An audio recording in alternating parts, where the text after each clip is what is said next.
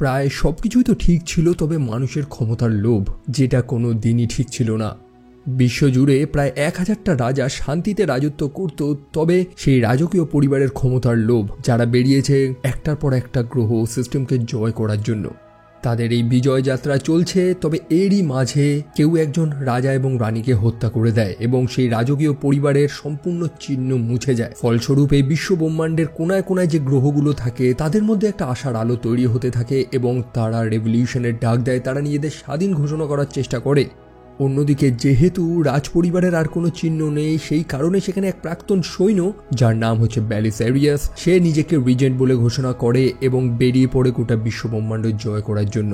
বলতে গেলে সেই এখন বর্তমানে রাজা এবং সে তার নিজের সব থেকে নিষ্ঠুর একজন কমান্ডারকে পাঠিয়েছে যার নাম হচ্ছে অ্যাটিকাস নোবেল, যার একমাত্র কাজ হচ্ছে সেই মানুষগুলোকে খুঁজে খুঁজে বার করা এবং তাদেরকে হত্যা করা যারা সেই রাজার বিপক্ষে কথা বলবে বা যারা নিজেদের স্বাধীন ঘোষণা করবে, অর্থাৎ যারা নিজেদের রেবেল বলবে। ওয়েল, সিনেমার নাম হচ্ছে rebel moon part 1 a child of fire. পরিচালনা করেছেন জ্যাক স্নাইডার, যার সিনেমা স্টাইল আমার দুর্দান্ত লাগে, বিশেষ করে তার স্লো মোশন শটগুলো, তার সিনেমাটোগ্রাফি যেগুলো একটা ভিন্ন লেভেলের হয়। একই সাথে এই সিনেমাটার সাথে স্টার ওয়ার্সের অনেক সিমিলারিটি পাবেন, কারণ এই সিনেমাটা মানে এই স্টোরিটা অ্যাকচুয়ালি পুরনো স্টার ওয়ার্সের একটা স্ক্র্যাপ্ট প্রজেক্ট ছিল। অর্থাৎ এই গল্পটাকে স্টার ওয়ার্সে অন্তর্ভুক্ত করার কথা ছিল প্রায় 2 দশক আগে, তবে সেটা তো আর হয়নি। জ্যাক স্নাইডার বহু দিন ধরে এই প্রজেক্টের পিছনে পড়েছিল এবং ফাইনালি সে এটার উপরে কাজ করছে। তবে এটা কতটা সফল হয়েছে এটা নয় ভিডিও শেষেই আলোচনা করব। সো হে গাইজ, আমি Arnab, welcome to my channel. আর এই ভিডিওতে আমি রেবেল মুন সিনেমাটাকে সম্পূর্ণ এক্সপ্লেন করব। আমরা একটা ছোট উপগ্রহ দেখতে পাই যেটার নাম হচ্ছে ভেড। এটা এক টাইপের ফার্মিং সেটেলমেন্ট। বেশিরভাগ মানুষ এখানে চাষবাস করেই বেঁচে থাকে।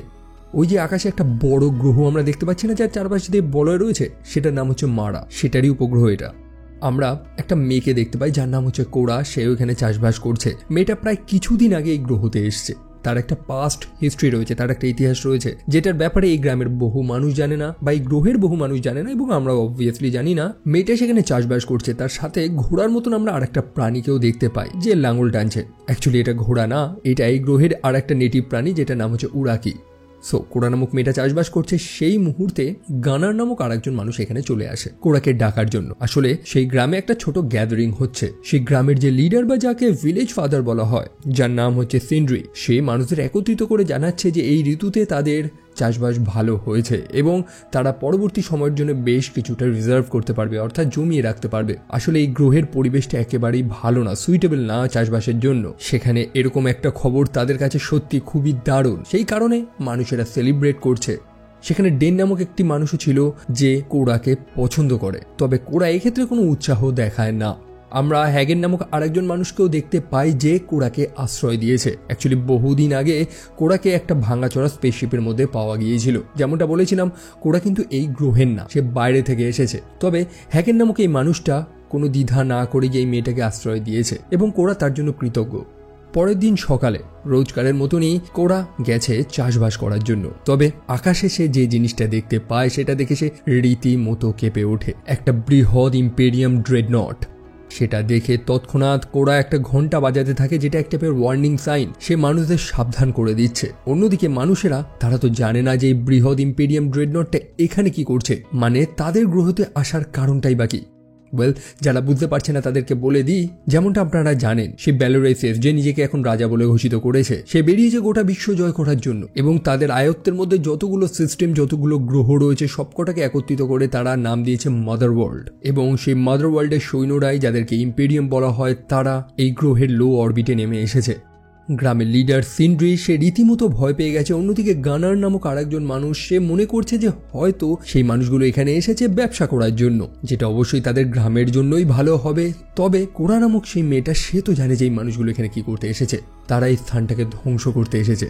তারপরের মুহূর্তেই ইম্পেরিয়াম সৈন্যরা সেইখানে নেমে আসে। এই সম্পূর্ণ মাদার ওয়ার্ল্ডটাকে দুটো গোষ্ঠী চালায়। একটা হচ্ছে সৈন্যদের গোষ্ঠী, যারা হচ্ছে ইম্পেরিয়াম, এবং আর একটা হচ্ছে একটা ধর্মীয় গোষ্ঠী যাদেরকে স্ক্রাইবস বলা হয়। এই স্ক্রাইবসরা কিন্তু আবার তাদের মেমোরি, তাদের স্মৃতিটাকে স্টোর করে রাখতে পারে অন্য একটা মানুষের মধ্যে, অর্থাৎ আপনার স্মৃতি কখনো মুছে যাবে না। তো যাই হোক, সেই ইম্পেরিয়াম বাহিনী সেই ফেড নামক উপগ্রহের মাটিতে পা দেয় এবং তাদের সাথে এসেছে সেই রুথলেস একজন কমান্ডার, একজন নিষ্ঠুর কমান্ডার অ্যাটিকাস নোবেল, যে এখানে এসেছে কিছু রেবেলদের খোঁজার জন্য যারা সেই মাদার ওয়ার্ল্ডের বিপক্ষে লড়াই করে বেড়াচ্ছে। তবে গ্রামের যে ফাদার রয়েছে অর্থাৎ সিন্ড্রি, সে জানে যে না, এরকম কিছুই হয়নি, বা হলেও সে এই ব্যাপারে জানে না। সিন্ড্রি কমান্ডার নোবেলের সাথে খুব ভালো আচরণ করে, বলতে গেলে তাকে অতিথির মতনই সে আপ্যায়ন করছে। বাট এই ইম্পেরিয়াম সৈন্যদের উদ্দেশ্য তো আলাদা। নোবেল জানায় যে ইদানিং সেই রেবেল সৈন্যরা ইম্পেরিয়াম সৈন্যদের বহু বাহিনীতে অ্যাট্যাক করেছে, যেখানে তাদের খাদ্য মজুত করা থাকে বা তাদের আর্মরি, সেগুলোকে ধ্বংস করে দিচ্ছে। এবং এই ইম্পেরিয়াম সৈন্যদের টিকিয়ে রাখতে হলে তাদের তো খাওয়াতে তো হবে, খাদ্যের শর্টেজ পড়েছে। তাই সিন্ড্রি যদি তার মজুদ খাদ্যশস্যের কিছুটা অংশ যদি এই ইম্পেরিয়াম সৈন্যদের বিক্রি করে, অবশ্যই বিক্রি কথাটা সে উল্লেখ করেছে, কারণ সে শস্যের পরিবর্তে সে 3 গুণ টাকা দেবে। তবে সিন্ড্রি রাজি হয় না। সিন্ড্রি জানায় যে তাদের কাছে তেমন কোনো শস্য মজুত না। প্রথমত এই গ্রহের জমি তেমন উর্বর না, তারপর শীতকালের চরম ঠান্ডা, যে সময় চাষবাস হয় না, তাই তাদের পক্ষে এই মুহূর্তে ব্যবসা করা সম্ভব না। তবে অ্যাডিকাস নোবেল সে সিন্ড্রির একটা কথাতেও বিশ্বাস করছে না। সে মনে করছে যে চারপাশের জমি হয়তো ফার্টাইল, ভালোই চাষ করা সম্ভব।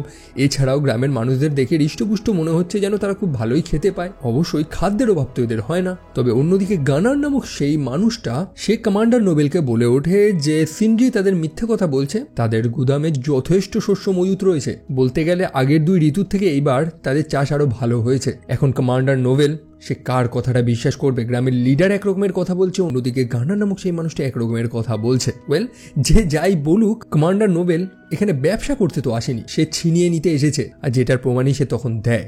সে সেই ভিলেজ লিডার সিন্ড্রিকে বড় নিষ্ঠুরভাবে হত্যা করে। কমান্ডার নোবেল তার সৈন্যদের জন্য প্রচুর পরিমাণে শস্য মজুদ রাখতে বলে, যেটা অবশ্যই এই গ্রামবাসীদের পক্ষে সম্ভব না। গানার নিজেও জানায় যে এই গ্রামের মানুষেরা না খেতে পেয়ে মারা যাবে, তবে কমান্ডার নোবেল তাদের কোনো কথা শুনতে চায় না। সে 10 দিনের মাথায় আবার ফিরে আসবে এখানে, ততদিনের মধ্যে যাতে সব শস্য মজুদ থাকে। এছাড়াও সে তার সৈন্যদের এখানে রেখে দিয়ে যাচ্ছে। কারণটা খুবই ইজি, এই গ্রহতে তারা পা ফেলেছে মানে এই গ্রহটা এখন তাদের। প্রত্যেকটা সৈন্য খুবই রুথলেস, খুবই বাজে তারা। সেই সৈন্যদের সাথে আরেকটা রোবটও এসেছে, এক টাইপের অ্যান্ড্রয়েড, যেটার নাম হচ্ছে JC-1435, বা যাকে জিমিও বলা হয়। এই অ্যান্ড্রয়েডগুলো অনেক পুরনো। অ্যাকচুয়ালি সেই আগের রাজা যে ছিল না, যাকে হত্যা করা হয়েছিল বা যাকে স্লেইন কিং বলা হয়, সেই রাজা এবং সেই রাজ পরিবারের বডিগার্ড হিসাবে এই রোবটগুলোকে ব্যবহার করা হতো, বলতে গেলে বহুদিন আগে। তবে এই সৈন্যগুলো রোবটগুলোর সাথে খুবই বাজে আচরণ করছে। বিশেষ করে মার্কাস নামক আরেকজন মানুষ, সে সেই রোবটটার গায়ে গুলি চালাচ্ছে বারবার করে। লোকদের দেখানোর চেষ্টা করছে যে সে সেই রোবটটাকে যতই আঘাত করুক, সে পাল্টা আক্রমণ করে না। এই সৈন্যগুলো রোবটটার সাথে এরকম আচরণ করছে কারণ এই রোবটটা সেই তাদের পুরনো রাজা বা যাকে স্লেইন কিং বলা হতো তার অধীনে কাজ করত। সেই রাজাকে তো হত্যা করা হয়েছিল এবং হত্যা করেছিল এই সৈন্যদের মধ্যেই একজন, যে হচ্ছে এখনকার বর্তমান রাজা অর্থাৎ বেলিসারিয়াস। ওয়েল, পুরনো রাজার সাথে এদের কি শত্রুতা ছিল, কেন এইগুলো হয়েছে, সবকিছুই গল্পের মাঝেই জানতে পারবে, তো শুনতে থাকুন। সেখানে স্যাম নামক একটি মেয়ে ছিল, যার উপরে মার্কাস নামক একটা সৈন্য খুব খারাপ আচরণ করছিল। তবে সেখানে আর একটা ভালো সৈন্যও ছিল, যার নাম হচ্ছে আইরিস। তো সেই প্রাইভেট আইরিসের সাথে মার্কাসের লেগে যায় ঝামেলা মাঝখানে। অন্যদিকে সেই অ্যান্ড্রয়েড রোবটটা অর্থাৎ জিমি, তার সাথে স্যাম নামক মেয়েটারও সাক্ষাৎ হয়। মেয়েটা খুব ভালো এবং সেই মেয়েটাকে দেখে জিমির তাদের সেই পুরনো প্রিন্সেস ইসার কথা মনে এসে যায়। একটা ভবিষ্যৎবাণী ছিল যে সেই রাজকুমারী এসে গোটা বিশ্বের শান্তি স্থাপন করবে এবং জিমি এবং তার মতন বাকি অ্যান্ড্রয়েডদের দায়িত্ব ছিল যে ইসাকে রক্ষা করা, সেই রাজকুমারীকে রক্ষা করা। তবে সেই রাজকুমারী এবং তার সম্পূর্ণ পরিবারকে হত্যা করা হয়েছিল। তারা হত্যা করেছিল যাদেরকে তারা সব থেকে বেশি বিশ্বাস করত। স্যামের মুখটা নাকি অনেকটা সেই রাজকুমারী ইসার মতনই, যেমনটা জিমি মনে করে। অন্যদিকে গ্রামের মানুষেরা কনফিউজ হয়ে গেছে যে এখন তারা কি করবে। সেই ইম্পেরিয়াম বাহিনীদের কথা শুনবে নাকি তারা লড়াইতে নামবে। সেই সৈন্যদের কাছে পর্যাপ্ত খাবার নেই এবং এই গ্রামের মানুষেরা যদি চাষবাস না করে বা তাদেরকে খাবার না দেয় তখন কি হবে। তাই অবশ্যই এই গ্রামের মানুষদের কথা তাদেরকে শুনতেই হবে। তবে কোরা জানে যে এরকম কিছুই হবে না, সেই সৈন্যরা সবকিছু ধ্বংস করে দেবে, যেন সে এই সৈন্যদের অনেক কাছ থেকে দেখেছে। যদিও এই গ্রামে বা এই স্থানে তার আর কিছুই তো নেই, সেই কারণে কোরা এই স্থান ছেড়ে চলে যাওয়ার চেষ্টা করছে।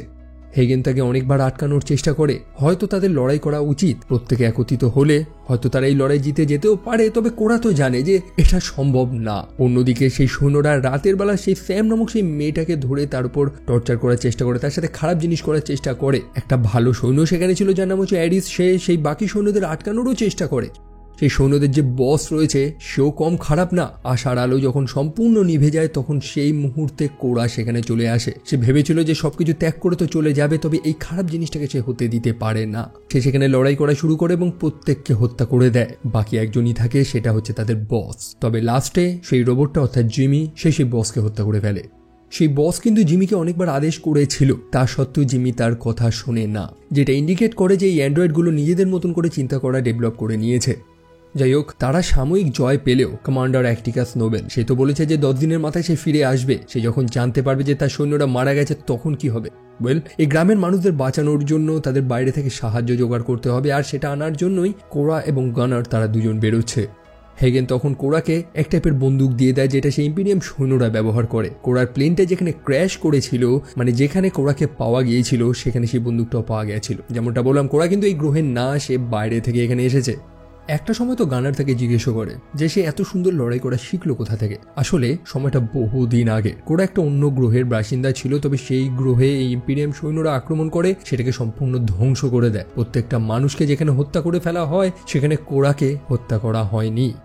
জেনারেল ব্যালিসেরিয়া, যে এখন বর্তমানে রাজা, সে একটা সময় কোরার সম্পূর্ণ গ্রহ, তার সম্পূর্ণ পরিবারকে ধ্বংস করেছে, কিন্তু কোরাকে সে হত্যা করেনি, বরং নিজের কাছে রেখে দিয়েছে। সে কোরাকে ট্রেনিং দিয়েছে, তাদের নিজেদের মতন বানিয়েছে, তাকে একটা সৈন্য বানিয়েছে। তার নাম অ্যাকচুয়ালি কোরা ছিল না, তার নাম ছিল আর্থলেইস। সে একটা প্রপার সৈন্যতে পরিণত হয়েছে এবং সেই মানুষগুলোর হয়ে কাজ করছে যারা তার পরিবারকে হত্যা করেছে।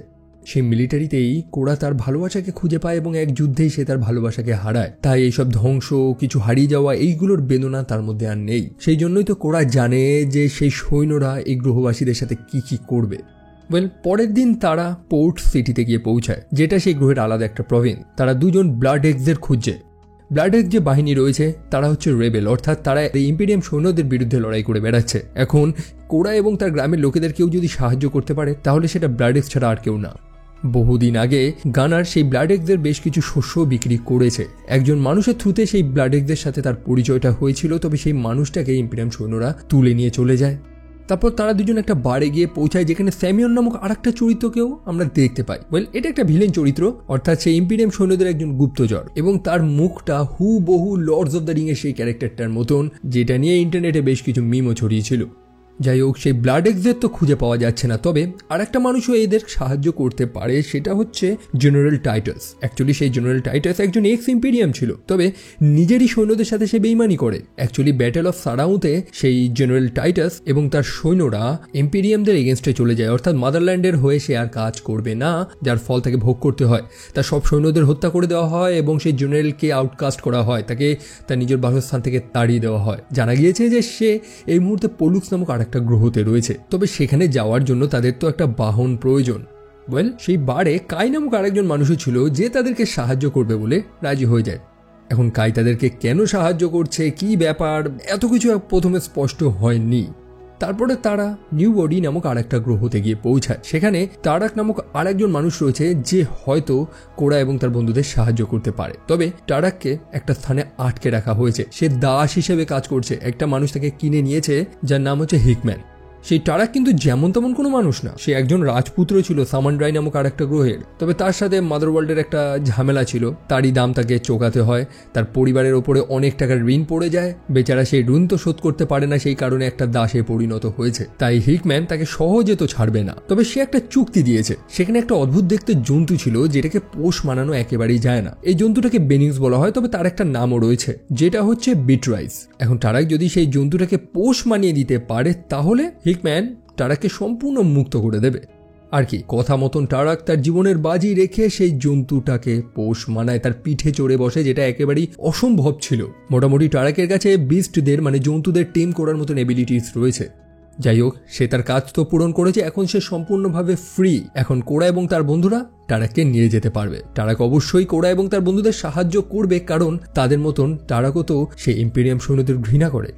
তারপর সেই র্যাঞ্চার অর্থাৎ হিকম্যান, সেও ভেবেছে যে টারাক যখন সেই জন্তুটাকে পোষ মানিয়ে নিয়েছে তাহলে সেও হয়তো সেই জন্তুটার পিঠে চড়তে পারবে। তবে আনফর্চুনেটলি জিনিসটা সেইভাবে হয় না যেভাবে সে প্ল্যান করেছিল, অর্থাৎ হিকম্যান সেই জন্তুটার হাতেই মারা যায়। তারপর তারা চলে যায় ড্যাগাস নামক আর একটা প্ল্যানেটে। এই প্ল্যানেটে তেমন চাষবাস হয় না, মোটামুটি বাইরে থেকে গ্রহটা দেখেই বোঝা যাচ্ছে।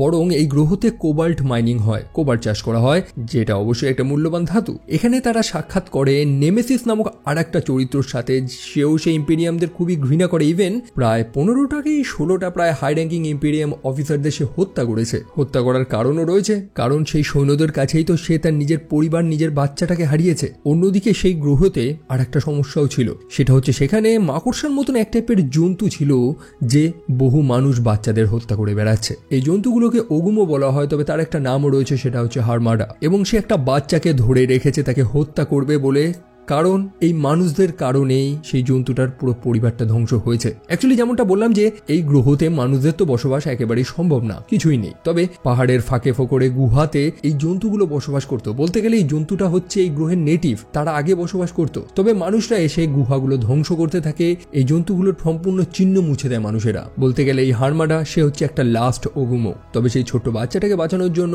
নেমেসিস লড়াইয়ে নেমে আসে এবং সে সেই জন্তুটাকে হত্যা করে ফেলে। নেমেসিসের দুটো সাইবারনেটিক আর্ম রয়েছে, দুটো হাত রয়েছে, রোবোটিক হাত। অ্যাকচুয়ালি সে তার নিজের ছোট বাচ্চাটাকে হারানোর পরে নিজের দুটো হাতের বলিদান দিয়েছে এবং সেখানে দুটো রোবোটিক হাত লাগিয়েছে যেখান থেকে এক টাইপের ব্লেড বের হয় যেগুলো জ্বলজ্বল করতে থাকে, যেটা দিয়েই তো সে সেই মাকড়সাটাকে হত্যা করেছে। নেমেসিস জানায় যে সেই মাকড়সার মতন সেই প্রাণীটা বা ওগুমোকে হত্যা করে সে মোটেও খুশি পায় না, বরং এটা একটা দুঃখের ব্যাপার যে সেই প্রাণীটা তার নিজের অস্তিত্বের জন্য লড়াই করছিল। আর অস্তিত্বর কথা যখন আসছে তখন সেই ওয়েল্ড নামক সেই গ্রামের কথা আসে যে সেই মানুষগুলোকে কে বাঁচাবে। অবশ্যই নেমেসিস তাদেরকে সাহায্য করবে। এই যাত্রার দরুন আমরা ফ্ল্যাশব্যাকের কিছু সিনও দেখতে পাই, অর্থাৎ কোরা বা আর্থলিয়াস সে গানারকে নিজের পাস্টের ব্যাপারে কিছু কথা জানায়। অ্যাকচুয়ালি সে একটা সৈন্য তো ছিল, একজন সাহসী সৈন্য, সেই কারণে তাকে প্রমোশন দেওয়া হয়, তাকে একটা এলিট গার্ড বানানো হয় যার একমাত্র দায়িত্ব ছিল রাজকুমারী ইসাকে রক্ষা করা। সেই রাজকুমারীর নামকরণটা একটা পুরনো রানীর থেকে করা হয়েছিল যার মধ্যে নাকি শক্তি ছিল যে সে মৃতদের জীবিত করে দিতে পারত। এবং সেই ছোট প্রিন্সেস ইসা, তার মধ্যেও এমন কিছু অ্যাবিলিটিস ছিল যেটাকে কোরা অল্প কিছু শব্দ বাক্যে এক্সপ্লেইন করতে পারবে না। সে এমন কিছু দেখেছে যেটা সে নিজেও বিশ্বাস করতে পারবে না। আর এই একটা জিনিসই তো সেই রাজাকে, অর্থাৎ সেই স্লেইন কিংকে চেঞ্জ করে দিয়েছিল। সেই রাজা যখন বেরিয়েছিল গোটা বিশ্ব জয় করতে, তবে তার মেয়ে তাকে সম্পূর্ণ পরিবর্তন করে দেয় এবং সে তার একটা বৃহৎ শিপ পাঠায় গোটা বিশ্ব ব্রহ্মাণ্ডে শান্তি স্থাপন করার জন্য। এবং সেই আশার আলোটা শুধু রাজার মধ্যে ফোটেনি, বরং কোরার মধ্যেও ফুটেছিল। কিন্তু পরে যখন সে দেখতে পায় যে সেটা তো জাস্ট স্বপ্ন, রাজার বিশ্বস্ত লোকেরাই তার সম্পূর্ণ পরিবারকে হত্যা করেছে, যাদের ডিকশনারিতে শান্তি শব্দের কোনো অস্তিত্বই নেই, সেখানে কোরা কিভাবে বসবাস করবে? সেই কারণে কোরা বা আর্থলিয়াস তার নিজেরই দলকে ত্যাগ করে চলে আসে। তারপরে তারা চলে আসে ক্যাস্টর নামক আরেকটা উপগ্রহে, যেটা পলুক্স নামক একটা গ্রহের উপগ্রহ। এবং সেখানে একটা বড় ফাইটিং অ্যারিনা রয়েছে যেখানে দাসদের লড়াই করানো হয়, অনেকটা সেই কলোসিয়ামের মতন। এবং সেখানেই তারা জেনারেল টাইটাসকে খুঁজে পায়, যে একটা সময় একজন এক্স ইম্পেরিয়াম ছিল। সেই এরিনাতে লড়াই করেই সে সার্ভাইভ করছে। তবে কোরা এসে তার মনে একটা আশার আলো যোগায়, তারা প্রত্যেকে একত্রিত হয়ে সেই ইম্পেরিয়ামের উপরে বদলা নিতে পারবে এবং জেনারেল টাইটাস রাজি হয়ে যায়। অন্যদিকে আমরা অ্যাডমিরাল অ্যাটিকাস নোবেলকে দেখতে পাই, যার হাতে একটা গুপ্তচর ধরা পড়েছে, যে সম্ভবত সেই রেবেল বা সেই ইনসার্জেন্টদের লোকেশন জানে, যারা সেই মাদার ওয়ার্ল্ডের বিপক্ষে লড়াই করে বেড়াচ্ছে। এই মানুষটাকে আমরা একটু আগেই সেই ওয়েল্ড গ্রহতে দেখেছিলাম, যাকে সেই ইম্পিরিয়াম সৈন্যরা তুলে নিয়ে যায়। মানুষটা জানিয়ে দেয় যে সেই ইনসার্জেন্টগুলো মিরা নামক একটি গ্রহতে লুকিয়ে রয়েছে, সেখানকার রাজা, যার নাম হচ্ছে লেভিটিকাস, সে তাদেরকে আশ্রয় দিয়েছে। মানুষটা সেই অ্যাডমিরালকে বলেছিল যে সে সব কথা বলে দেবে, তার পরিবর্তে যাতে তাকে মুক্ত করে দেওয়া হয়। তা সত্ত্বেও অ্যাডমিরাল তাকে মুক্ত করে না। তাদের কাছে একটা অদ্ভুত ডিভাইস আমরা দেখতে পাই, যেটার সাহায্যে মানুষের ব্রেনের সাথে বডির সম্পূর্ণ কানেকশনটা কাট করে দেওয়া যায়। ইভেন এই সৈন্যদের কাছে এরকমও প্রযুক্তি রয়েছে যে তারা মানুষের ব্রেনটাকে নিয়ে ভালো মতন ঘাটাঘাটি করে দেখতে পারবে যে তার মাথায় আর কি কি তথ্য লুকিয়ে রয়েছে। অন্যদিকে আমাদের গল্পের হিরোরা তারা মিরা নামক গ্রহটাতে গিয়ে পৌঁছায়, যেখানে সারান কিংডম বিরাজ করছে, অর্থাৎ সারান রাজত্ব, যাদের রাজা হচ্ছে লেভিটিকা। তারা খুবই দয়ালু, চ্যারিটি করে বেড়ায়। তারা বহু মানুষদের আশ্রয়ও দিয়েছে যাদের আশ্রয় প্রয়োজন, এবং এখানেই আশ্রয় নিয়েছে সেই ইনসার্জেন্টরা, অর্থাৎ যাদেরকে ব্লাড এক্স বলা হয়। মোটামুটি সেই ইম্পিরিয়াম সৈন্যদের এগেনস্টে লড়াই করার জন্য ব্লাড এক্সদের একত্রিত করতে হবে। তারপরে তারা ডেভরা এবং ড্যারিয়ান ব্লাডেক্সের সাথে সাক্ষাৎ করে এবং তাদের থেকে সাহায্যের আর্জি করে। ব্লাডেক্সরা চিন্তা করতে থাকে যে তারা সাহায্য কেনই বা করবে, তারা অলরেডি নিজেরা গা ঢাকা দিয়ে রয়েছে। সেই ইম্পেরিয়াম যদি তাদেরকে খুঁজে পায় তখন কি হবে? তবে তারা এটাও চিন্তা করে দেখে যে সেই ওয়েল্ড গ্রহের মানুষেরা তো নিরীহ, ঠিক যেমনটা এই মানুষগুলো এই মুহূর্তে রয়েছে। আজ যদি তারা সেই গ্রামের লোকেদের সাহায্য করে, তাহলে সেই গ্রামের লোকেরাও একটা সময় তাদের হয়ে লড়বে। আর সেই কারণেই ড্যারিয়ান ব্লাডেক্স সে রাজি হয়ে যায় কোরাকে সাহায্য করবে বলে। তবে এটার মাসুল দিতে হয় সেই গ্রহের যে রাজা, অর্থাৎ লেভিটিকা। সে কেন এই ইনসার্জেন্টের আশ্রয় দিয়েছে তার এই স্থানে, তার এই রাজত্বে? ফলস্বরূপ লেভিটিকা তো মারা যায় এবং তার এই সম্পূর্ণ রাজত্ব, তার সম্পূর্ণ গ্রহটা ইম্পেরিয়াম সৈন্যরা ধ্বংস করে দিয়ে চলে যায়। একই সাথে এই সৈন্যরা খবরও পেয়ে গেছে যে সেই ব্লাডেক্স এবং বাকি লোকেরা কোথায় আশ্রয় নিয়েছে এবং কোথায় যাচ্ছে। কোনো একজন গুপ্তচর তাদেরকে খবরটা দিয়েছে। খোড়া এবং বাকি লোকেরা তারা গন্ডিবন নামক আর একটা গ্রহতে যায়। সেখানে একটা পোর্ট রয়েছে যেখানে কাই নামক সেই মানুষটা নাকি তার প্লেন থেকে কিছু কার্গো নামাবে। যেমনটা জানেন যে তারা এতদিন যে প্লেনে করে যাত্রা করছিল সেটা হচ্ছে কাই নামক এই মানুষটার। সে কোরা এবং বাকি লোকেদের বলে যে কিছু কার্গো রয়েছে তার প্লেনের মধ্যে যেগুলোকে নামাতে হবে এখানে। তবে কে জানতো যে কাই নামক মানুষটা হচ্ছে একটা বিশ্বাসঘাতক। সে এবং স্যামিয়ন তারা দুজনই বন্ধু এবং তারা গোপনে ইম্পিরিয়াম সৈন্যদের সেখানে ডেকে এনেছে। সে বৃহৎ একটা ড্রেডনট যেটার নাম হচ্ছে কিংস গেজ, সেখান থেকে সৈন্যরা আক্রমণ করা শুরু করে। কোরা এবং তার বন্ধুরা তারা প্রত্যেকে ধরা পড়ে গেছে। অ্যাডমিরাল নোবেল সেখানে এসে পৌঁছায়। মোটামুটি সবাইকে দেখেই তো সে চিনতে পেরে গেছে, তবে একজনকে দেখে সে অবাক হয়ে যায় যে সেটা হচ্ছে সে ওয়েল্ড নামক সেই গ্রহটার যে চাষি অর্থাৎ গানার, সে এখানে কি করছে। একই সাথে কোরা অথবা আর্থেলাইসকে দেখেও তো তারা অবাক হয়ে যায়, যাকে এই সৈন্যরা বহুদিন ধরে খুঁজছিল। সে একটা মোস্ট ওয়ান্টেড এই মুহূর্তে, এবং গানারের উপরে দায়িত্ব পড়েছে যে কোরাকে হত্যা করার। গানার এটা করে দিতে পারলে তারা গানারকে ছেড়ে দেবে, তবে গানার সেটা করে না। সে উল্টে কোরাকে মুক্ত করে দেয় এবং সেই কাই নামক সেই মানুষটাকে হত্যা করে ফেলে, মানে সেই বিশ্বাসঘাতকটাকে। সেখানে শুরু হয় চরম লড়াই। অন্যদিকে সেই বৃহৎ ড্রেডনট অর্থাৎ কিংস গেজ যেখান থেকে চরম আক্রমণ চালাচ্ছে সেই সৈন্যরা, এবং সেটাকে আটকানোর জন্যই ড্যারিয়ান ব্লাডেক্স নিজের বলিদান দেয়। সেই বৃহৎ গানশিপটা সেটা সম্পূর্ণ ধ্বংস হয়ে যায়। আর তারপরে কোরা এবং অ্যাডমিরাল নোবেল তারা মুখোমুখি হয়। তাদের দুজনের মধ্যে তুখর ফাইট হয়, তবে কোরা যথেষ্ট স্কিলফুল ছিল। বলা বাহুল্য তার পদোন্নতিও হয়েছিল, সে একজন এলিট বাহিনী ছিল। সে অ্যাডমিরাল নোবেলকে হারিয়ে দেয় এবং অনেক উঁচু থেকে নিচে ফেলে দেয়, যেটা দেখে মনে হয় তো অ্যাডমিরাল নোবেল মারা গিয়েছে। তারপরে গল্পের হিরোরা প্রত্যেকে একত্রিত হয়। আশার আলো এখন ধীরে ধীরে ফুটছে।